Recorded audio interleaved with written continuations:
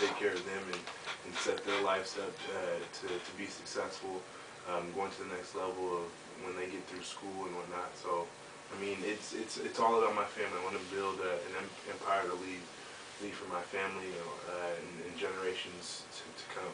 One splurge item, car, you got anything picked out? Just one, maybe a suit, one splurge on yourself. Well, unfortunately, I got in an accident early, about 2 months ago, so I had to get a new car. So I'll probably just stick with that, but at some point in time, I probably will. I'm in love with a Range Rover, so maybe a year or two from now, I'll get a Range Rover. Talking with Ndamukong Suh, Grant High School. He's from Portland. He's back here. I guess training now, right? I mean, what take us through the process from here, moving up to the combine? Well, actually, my next 2 weeks are kind of busy. Heading down to Dallas this weekend to look at a workout facility, and then I head back up to Lincoln on Sunday. Have the Outland Trophy presentation, which will be held in Omaha, Nebraska. So I got to meet with some school people and then go up to Omaha and do some. It's kind of a little week thing. That's Tuesday, Wednesday, Thursday. Have events for us, and then I'm leaving for Connecticut on Friday. Walter Camp All-American weekend. So that'll be a blast. And met a couple guys, Jerry Hughes, who played the other day, and Gerald McCoy, all good guys to me. I've met them throughout the circuit of trophies, and can't wait to re-link up with them and hang out with them and enjoy that weekend. And then after that, it'll be, in between all that, I'll be working out as I go, but really start focusing on 100% combine stuff after that, starting the week of the 18th. You gonna do stuff at the combine? I'm planning on doing everything I want to. You're gonna be the #1 pick. #1 picks don't work out. Me personally, I don't want to leave anything unturned. I don't want to leave any stones unturned. I don't want any doubt about myself. So I feel that it's in my best interest as of right now to do everything and work out for everything. Plan on doing everything. Give me a rough idea. 225. How many times? And give me a rough idea of the 40. A rough idea for the 225. I'm looking between 30 and 40. When I was younger and we were in the weight room playing around, I got a chance to, like freshman year, redshirt sophomore year, or redshirt freshman year, got like 28 or something like that. So I'm looking at 30, between 30 and 40. I believe I've got a little bit stronger than from them. But 40, I'm hopefully somewhere in the 4.8s, 4.8s, 4.9s.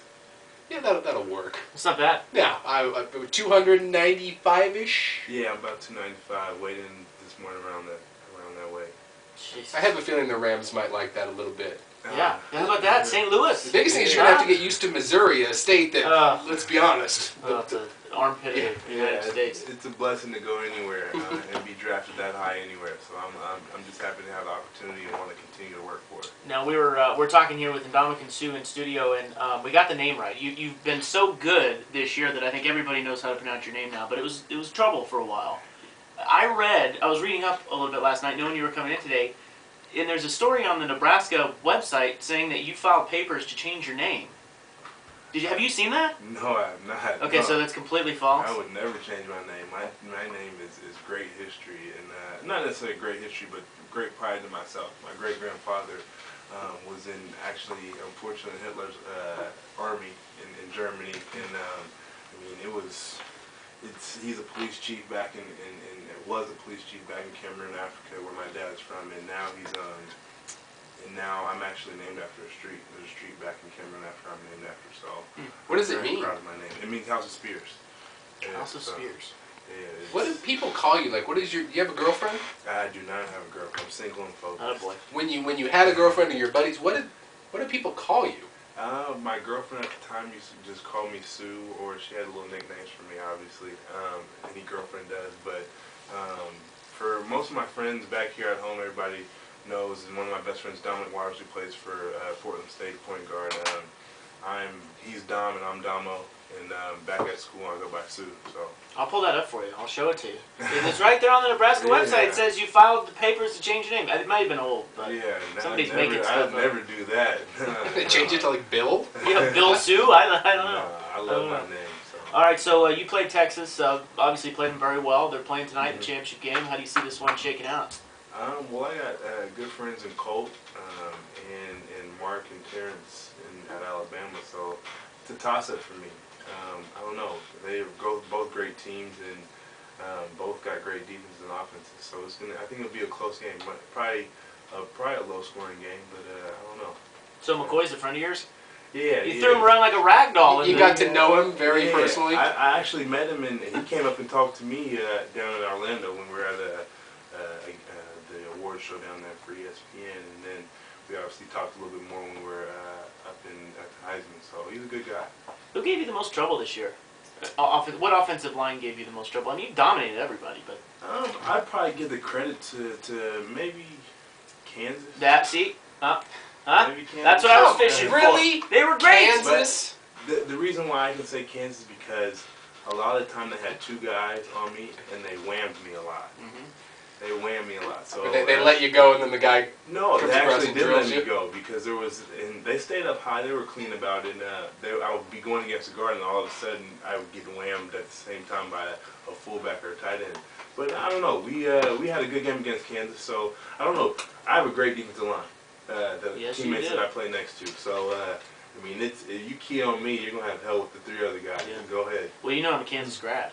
Yeah, I saw that. That one hurts a little bit because you guys scored like 35 points in the fourth quarter. Exactly, which I was very happy about. I mean, the last time we were down in Lawrence, you guys kind of embarrassed us. Yes, we did. Well, we're good at that. All right, Ndamukong Suh in studio here. So you probably get held all the time. I mean, how many times, you know, because people can't block you. So how many times you've been held over under on holding that's never called against you? It's probably like every play, isn't it? I don't know. Offensive lineman, like... We don't hold. Yeah, of course not. And I'll tell you right now, if I would have had to block him, wouldn't have been holding, I just would have cut him a lot. I realized early on that when someone was just that much better than me, I just went to the chop block. See, I like cutting though, because once you get on the ground and I escape from you, it's free will. I don't have to worry about you anymore. But I don't know. Holding is part of the game, and I really don't see, unless it's really outside of the frame and you're obviously getting tugged on. I mean, there was one play I go back to in the Texas game where a guy, he had his hands in my breastplate and was holding me, but still made the play. So I'm expected to get hold and still be able to make the play. That's just the nature of the game, and that's how I approach it. Now, you got to be looking forward to sacking a couple of NFL quarterbacks. Who do you most look forward to winging around like you wung around Colt McCoy? If Brett Favre is still in the NFL, I would love to get a chance to sack him. Don't want to hurt him, but would love to sack him. Yeah, the legend. Well, he reminds me of a guy that had a real good relationship with Brett Favre and who I played with in Tampa and got to press against him, Warren Sapp. And that you guys are both defensive tackles, but you're not necessarily run pluggers. You can play the run, but defensive tackles that can get after the passer. I'm sure you've heard the Warren Sapp comparisons. Yeah, and I actually looked up to Warren Sapp as a player when he played at Tampa Bay. And I mean, watched him at Miami as well. He was a great player and aspired to be somewhat like him. Obviously, maybe a little bit better than him, just because I mean it's a new day and age. But I mean, he's a great role model of somebody to follow. He's the best football player I think I can say that to ever come out of the state of Oregon, and he's got a bright future. You've earned everything that is going to come your way. So congratulations. Thank you for stopping by, and it was good talking to you. My pleasure. You guys have a good day. Yes, Ndamukong Suh, Nebraska. Coming up, our picks on tonight's championship game and the NFL wildcard weekend on 1080 The Fan.